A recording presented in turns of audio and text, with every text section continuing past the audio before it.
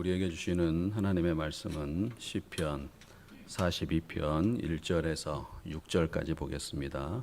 6절까지만 보겠습니다. 시편 42편 1에서 6절.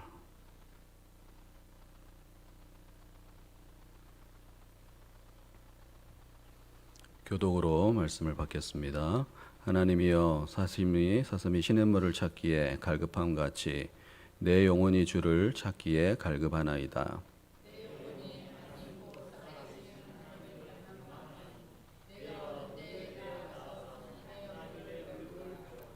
사람들이 종일 내게 하는 말이 내 하나님이 어디 있느냐 하오니 내 눈물이 주야로 내 음식이 되었도다.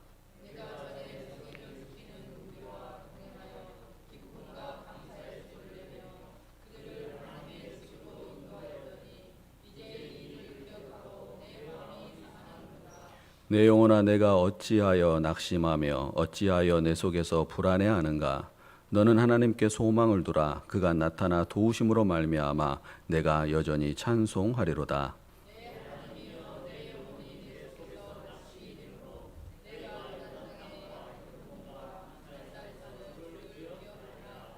아멘. 오늘 설교 제목은 눈을 들어 보십시오입니다. 눈을 들어 보세요. 사람들은 저마다 삶의 안정감을 느끼는 그런 장소가 있습니다. 흔히 익숙한 곳, 항상 보던 곳, 그리고 항상 머물던 곳에 가면 안정감이 있고 편안함을 느끼죠. 특히 어린아이들은 늘 가지고 놀던 장난감을 가지고 논다든지 익숙한 분위기에 집에 이렇게 있을 때 정서적인 안정감을 느낀다고 합니다. 그러나 아이에게 있어서 이런 장난감이나 집이나 이런 안정적인 그런 익숙한 환경에 있을지라도 그 장소에 엄마가 없으면 뭔가 아이는 불안해하기도 하고 걱정하기도 하고 잘 놀다가도 울기도 합니다. 그래서 아이에게 있어서 가장 최고의 안식처, 최고의 어떤 안정감을 누리는 그런 곳은 바로 엄마의 품이죠. 제가 가끔씩 이렇게 사무실에 있다 보면 아침에 어린이집 아이들이 이렇게 등원을 할 때 개 중에 특별히 우는 애들이 있어요. 어린이집을 이렇게 나온 지도 오래됐는데 아직도 우는 그런 아이들이 있더라고요. 근데 그 상황을 이렇게 보면은 엄마랑 헤어지기가 싫은 거예요. 그러면서 막 세상이 곧 무너질 것처럼 이렇게 울고 그러는데 아마 그 아이의 생각으로는 엄마를 이렇게 떨어진다는 것, 그리고 엄마와 이렇게 갈라서게 된다는 것이 자신의 어떤 안정감을 느낄 수 있는 최고의 장소를 잃어버리고 놓치는 것과 같은 그런 두려움 때문에 그렇게 울지 않나 이런 생각이 듭니다. 저도 어릴 적에 좀 엄마를 이렇게 떨어서 지낸 적이 있습니다. 제가 아이 때 이렇게 기억을 잘하는 편이거든요. 그래서 저희 어머니한테 그런 얘기하면 그런 것도 다 기억하냐 이럴 정도로 얘기를 하는데 저는 어머니가 출근을 하시고 직장을 다니시면서 이렇게 할머니 손에서 이렇게 좀 큰 적이 있어요. 그러면서 이렇게 엄마랑 헤어지는 것이 희한하게 그 어렸을 때 마음이 별로 안 좋더라고요. 그리고 초등학교 1학년 때는 저희가 살던 집 서울에서 아버지와 어머니만 이렇게 광주로 이사를 오게 됐습니다. 그래서 한 1년여간을 할머니 손에서 크게 됐는데 이 학교를 갔다 오는데 학교를 갔다 오면 엄마가 없잖아요. 근데 이 마음이 뭔가가 이상한 거예요. 할머니가 얼마나 잘해줬겠습니까? 엄마가 없으니까 얼마나 짠하고 불쌍하니까 뭐 먹을 거 입을 거 잘해줬죠. 근데 늘 마음에는 어떤 안타까움이 있었고 아픔도 있었고 때로는 그 아이가 이렇게 이불을 뒤집어 쓰고 밤에 이렇게 잠을 잘 못 자는 그런 때도 있었습니다. 그래서 저는 아이들이 엄마와 이렇게 오랫동안 떨어져 지내는 것을 별로 좋아하지를 않습니다. 저희 아내한테도 집사람한테도 얘기하는 게 좀 이렇게 아이를 너무 떨어뜨리지 마라 그런 부탁을 하고 이제 그런 적이 있습니다. 뭔가 사람마다 저마다의 안식처가 있고 평안을 누리는 곳이 있고 안정감을 느끼는 곳이 있는 거죠. 그렇다면 우리 신앙인들은 어디에서 영적인 안정감을 누리고 영적인 안정감을 느끼게 될까? 이것을 오늘 우리가 살펴보려고 그럽니다. 우리는 어느 곳에 가서 안정감을 누리고 특별히 영적인 평안함을 느끼냐면 교회에 오면 안정감을 느낍니다. 멀리 출타를 했더라도 교회에 오면은 뭔가 마음이 편해지고 뭔가 이렇게 삶에 있어서 일주일에 뭐 세상에서 바쁘게 지낼지라도 교회에 오고 이 성전에 오면 마음의 평안함을 느끼는 겁니다. 이것이 바로 안식처이고 평안함의 장소이고 안정감을 누릴 수 있는 곳이기 때문입니다.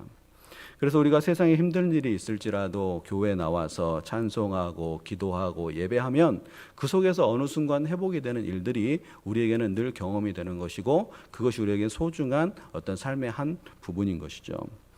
몇 주 전까지만 해도 우리가 이 예배당에 나와 성전에 나와서 예배를 드린다는 것이 참 쉽지가 않았잖아요. 아마 이때는 성전과 특별히 예배에 대한 그리움, 그런 사모함들이 매우 컸을 것입니다. 지내다 보니까 일상이 돼서 좀 그런 마음이 둔해지기도 하지만 그래도 그런 마음이 늘 있었죠.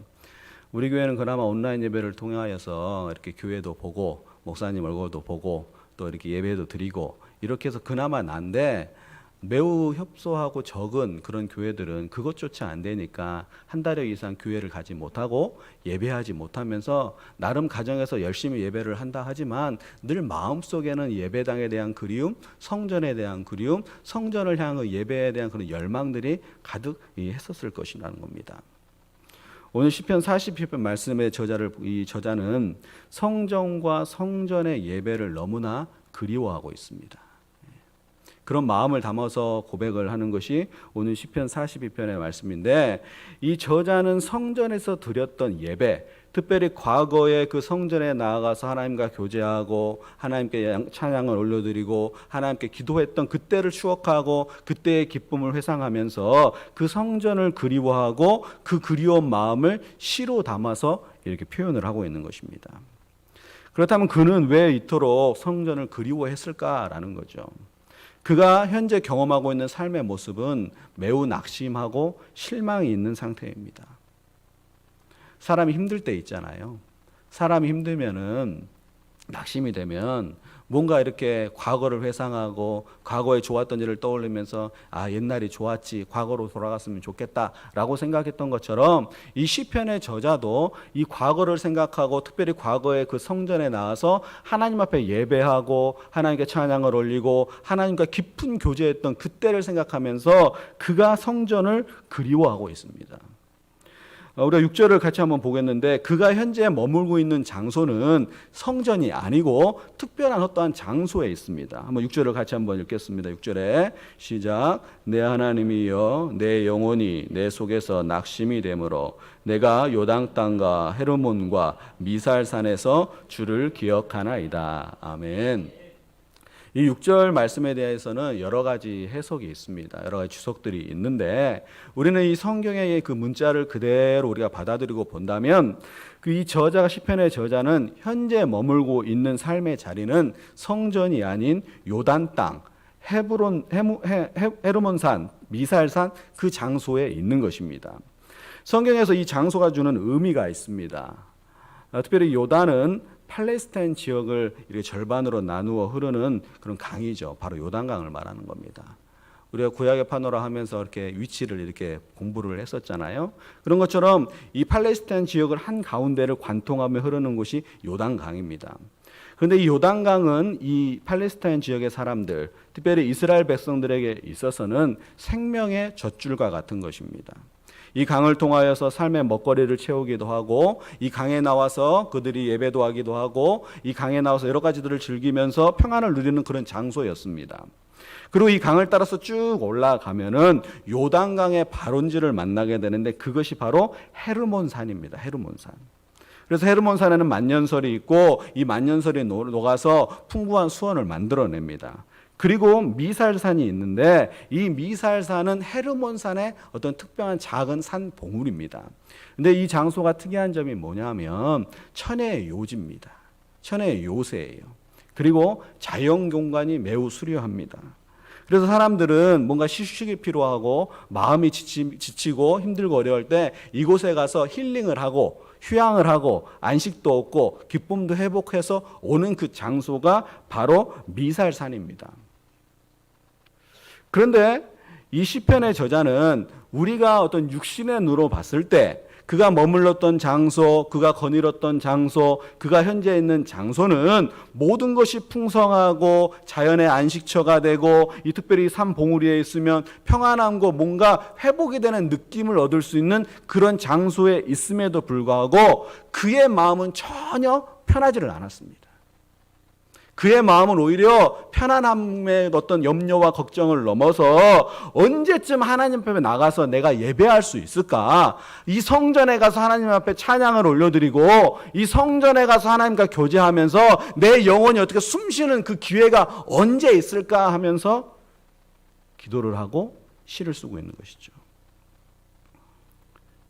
육신적으로는 매우 좋은 장소죠. 그러나 영혼의 안식이 없는 것입니다.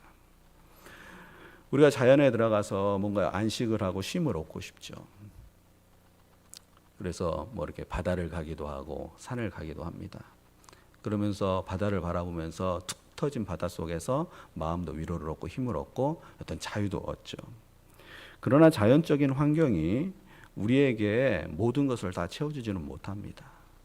아무리 좋고 아름다운 자연의 환경이 있을지라도 잠깐의 위로는 줄 수 있지만 진정한 평안, 진정한 기쁨, 진정한 안정감을 다 느끼게 하지는 못하는 겁니다. 그래서 이 저자도 그러한 상황에 있지만 그 영혼이 머물고 있는 이 환경과 달리 그의 마음은 늘 초조하고 불안함에 있어서 1절에서 이렇게 고백을 합니다. 1절을 같이 한번 읽어보시죠. 시작. 하나님이여 사슴이 시냇물을 찾기에 갈급함같이 내 영혼이 주를 찾기에 갈급하니이다. 영혼이 주를 찾기에 갈급하다 이렇게 표현을 하고 있습니다. 영혼은 뭔가가 필요하다라는 거예요. 그 본인의 영혼은. 그래서 갈급하다는 것은 고대하다, 부르짖다, 헐떡인다 그런 뜻입니다. 근데 그 갈급함이 어느 정도냐면 사슴이 시냇물을 찾는 것과 같은 갈급함입니다. 이게 우리가 이렇게 사슴의 습성을 잘 몰라서 그러는데 이 사슴은 이렇게 열이 많은 동물이라 그러잖아요. 그래서 뭐 사슴피 먹은다 그러면 뭐 사람들 남자들이 막 열이 나네 막 그런 얘기하고 저는 흑염소만 먹어도 막 몸에 열이 나더라고요. 자, 그런데 이 사슴은 열이 많은 동물이어서 늘 물이 필요합니다. 물을 자주 마셔요. 물을 자주 마시면서 몸에 열을 식히는데 물이 늘 풍성한 게 아니잖아요. 이 팔레스타인 지역에 건기가 찾아오면은 이 사슴이 물을 마실 장소가 그리 많지가 않습니다.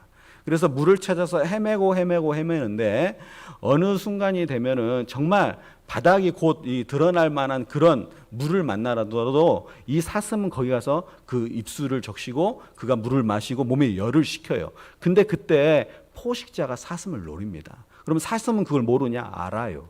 알매도 불구하고 목숨을 내던지고 가서 물을 마십니다. 그래서 운 좋게 살면 사는 것이고 운 나쁘면 죽는 것이죠. 즉 이 저자가 하나님을 향한 열망, 하나님을 향한 갈망, 예배에 대한 사모함, 특별히 성전에 대한 사모함은 너무나 큰 거였던 겁니다. 너무나 갈망이 있었고 그 하나님을 향한 그 마음들이 너무나 뜨거웠던 거죠. 근데 그는 그런 마음이 있음에도 불구하고 하나님 앞에 나아가지 못하고 성전에 가지 못하고 성전에서 예배하지 못하는 것에 대해서 안타까움과 슬픔을 토로하면서 내 심령이 지금 이렇게 갈급합니다 하면서 하나님께 고백을 하고 있는 거죠. 여러분들의 예배의 심정은 어떻습니까?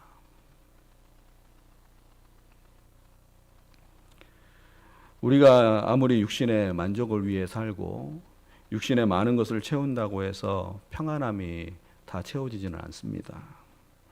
운동과 여행을 즐기고 좋은 음식을 먹고 좋은 사람을 만나고 돈 걱정 없이 여유롭게 필요할 때 돈을 쓰고 노후에 대한 염려와 걱정이 없이 모든 것을 채워놓는다고 해도 영혼의 갈급함의 문제는 육신의 것으로는 절대로 해결할 수 없습니다.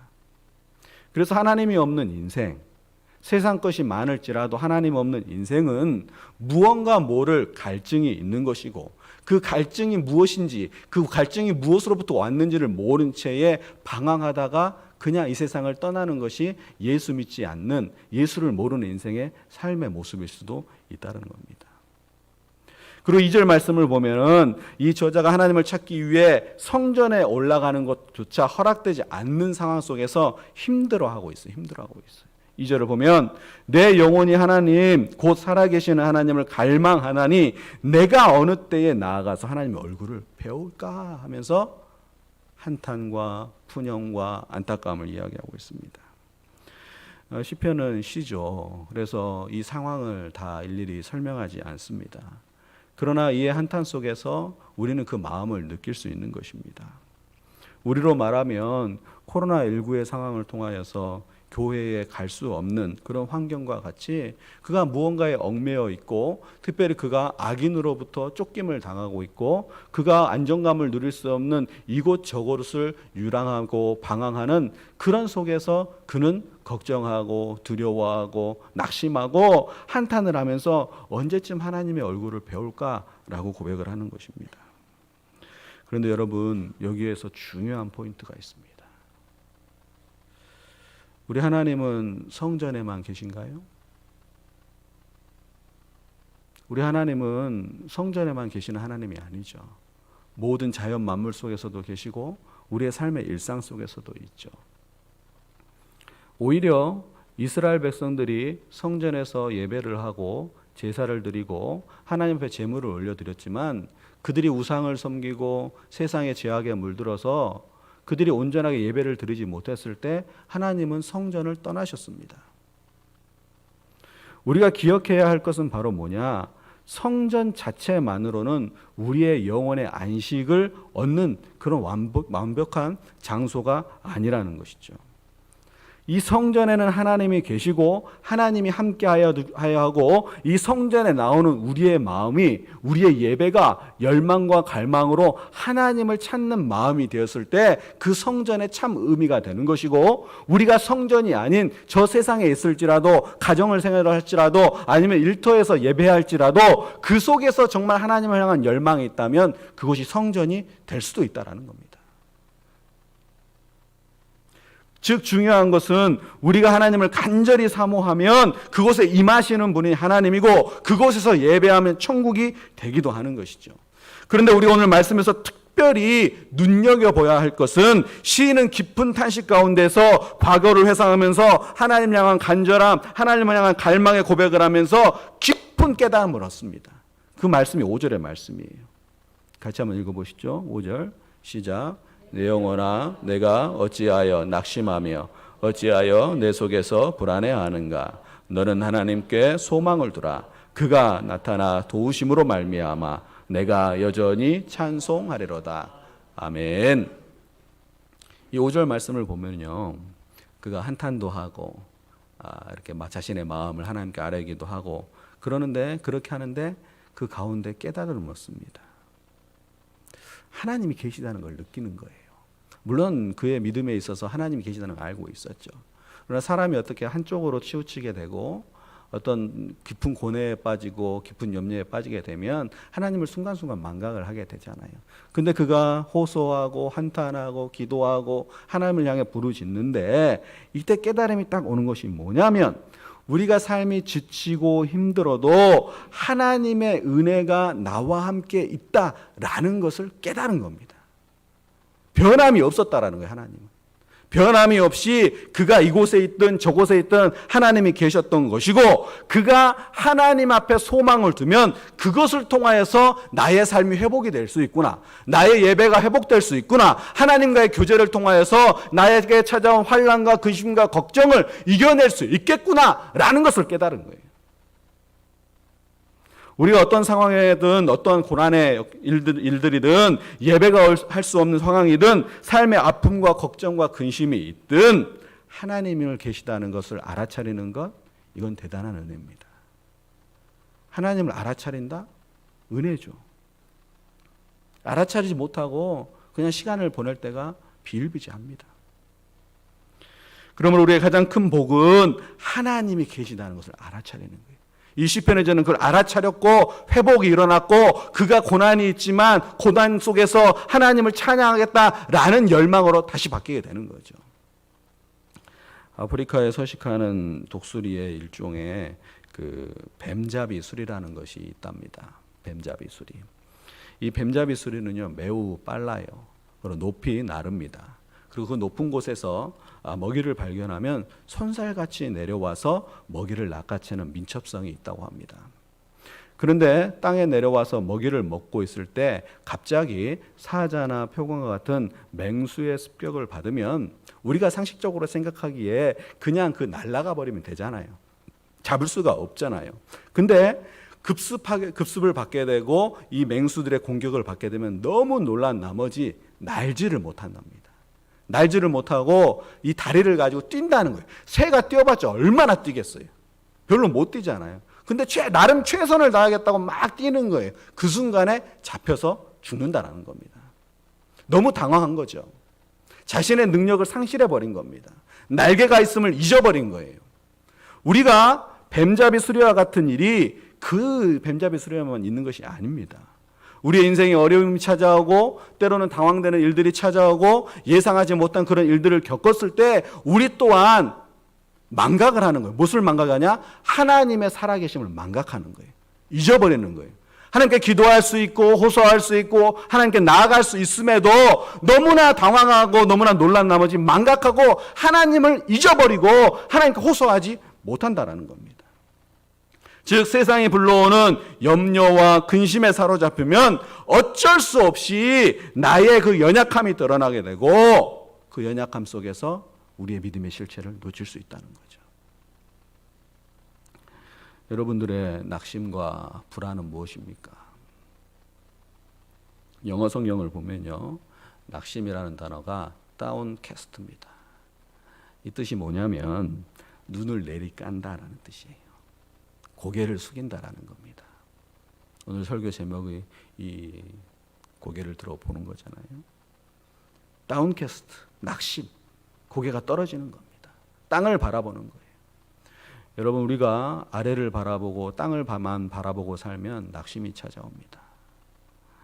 시편의 저자는 스스로에게 하나님이 살아계심을 깨닫고 그에게 스스로가 이 고백을 하기를 왜 나의 영혼은 불안해하고 걱정하고 염려하고 있느냐?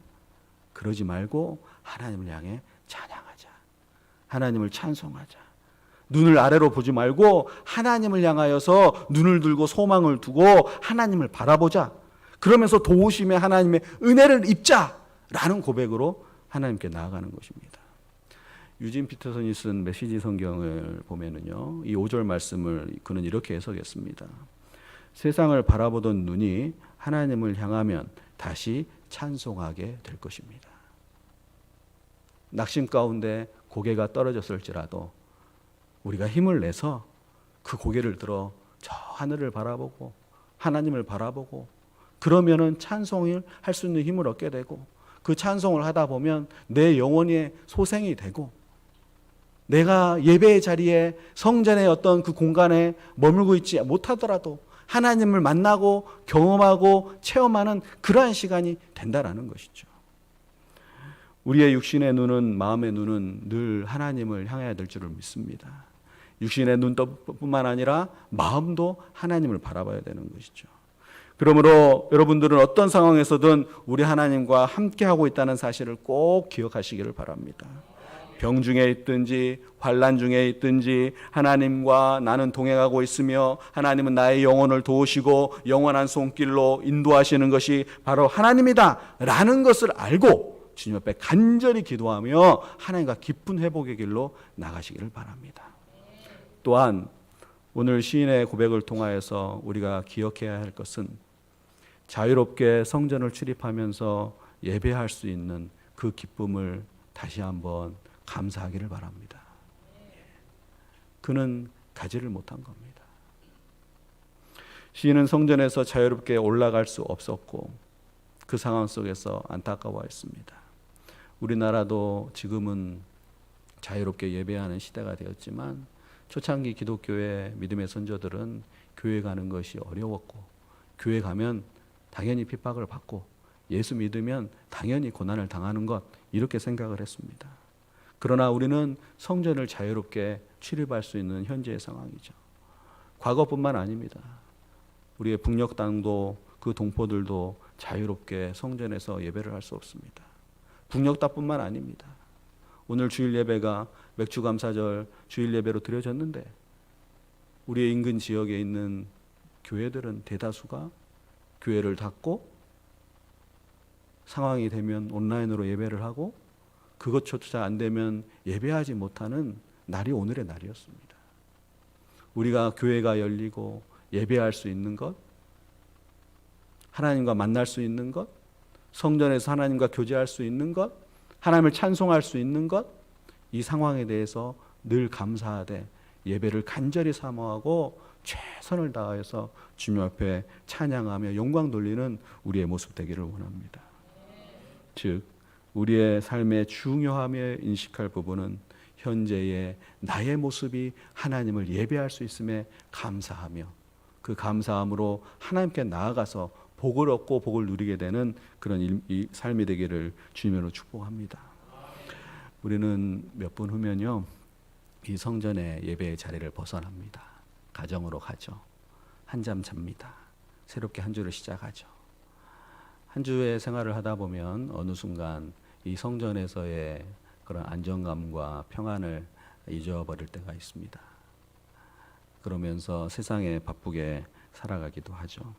그러나 여러분, 우리가 어느 곳에 있든지 하나님을 향한 열망과 갈망이 있다면 그곳이 바로 주님이 임하고 주님의 나라가 세워지는 장소가 되므로 삶의 각자의 처소에서도 최선을 다하여서 하나님을 찬양하고 예배하고 마음은 늘 성전을 향하는 그런 마음으로, 그래서 수요일이든 새벽기도회든 또 새로운 주일이든 그때 성전에 기쁜 발걸음으로 올라서 예배하기가 끊어지지 않기를 원합니다 라는 마음으로 주님 앞에 나아가는 저와 여러분 되기를 주님의 이름으로 축복합니다. 기도하겠습니다.